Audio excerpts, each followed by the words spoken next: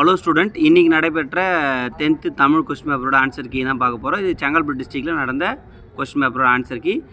Students என்ன சொன்னாங்கன்னா, Tamil question வந்து ஈஸியாக இருந்துச்சுன்னு சொன்னாங்க. உங்களுக்கு எப்படி இருந்துச்சுன்னு சொல்லுங்கள். நம்ம கொடுத்த கொஸ்டின் எல்லாம் வந்துருச்சுன்னு சொன்னாங்க. உங்களுக்கு வேறு டிஸ்ட்ரிக்டில் எப்படி இருந்துச்சுன்றத கமெண்டில் தெரிவிங்க.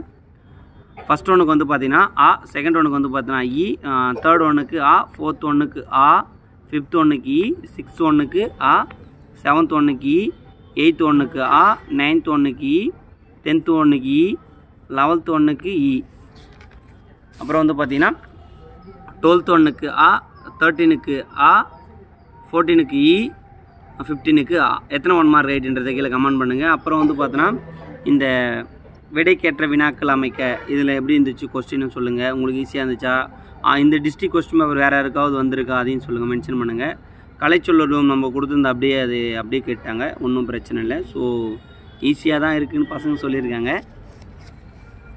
உங்களுக்கு எப்படி இருந்துச்சுன்றதையும் தெரிவிக்கவும். பகுப்பத உறுப்பிலக்கணம் அமர்ந்தான் அப்படின்னு கேட்டிருக்காங்க. ரொம்ப ஈஸியான ஒரு கொஸ்டின். 3 மதிப்பெண் வந்து பார்த்தோன்னா ரிப்பீட் கொஸ்டின் தான் கேட்டிருந்தாங்க. ஸோ ஆல்மோஸ்ட் வந்து பார்த்தோன்னா இந்த கொஸ்டின் ஈஸி தான் எல்லோரும் சொல்கிறாங்க. உங்களுக்கு எப்படின்னு சொல்லுங்கள். இது வந்து பார்த்தோன்னா இதே போல் ஃபயராக நீங்கள் படிச்சிங்கன்னா பப்ளிக்லேயும் நல்ல மார்க்ஸ் ஸ்கோர் பண்ணலாம். ஸோ 5 மார்க் கொஸ்டின் வந்து பார்த்தோன்னா repeated question. So important question தான் வந்திருக்கு. காட்சியை கண்டு கவினுரு நம்ம கொடுத்த கொஸ்டின் அப்படியே வந்துச்சு அப்படின்னு. இது வந்து எல்லாமே ஆல்மோஸ்ட் வந்து இதோ பாருங்க. கல்வெட்டு மற்றும் நினைவு சின்னங்களை பாதுகாக்க நீங்கள் என்ன செய்வீர்கள்? அருமையான தலைப்பில் ஒரு கொஸ்டின் கேட்டிருக்காங்க. இது வந்து ஒரு நல்ல கொஸ்டின் தான். அப்புறம் 8 மார்க் கொஸ்டினே ஆல்மோஸ்ட் நம்ம கொடுத்தது ரெண்டுமே வந்துச்சு ஈஸியாக. ஸோ பசங்க நல்லா தான் எழுதிருப்பாங்க.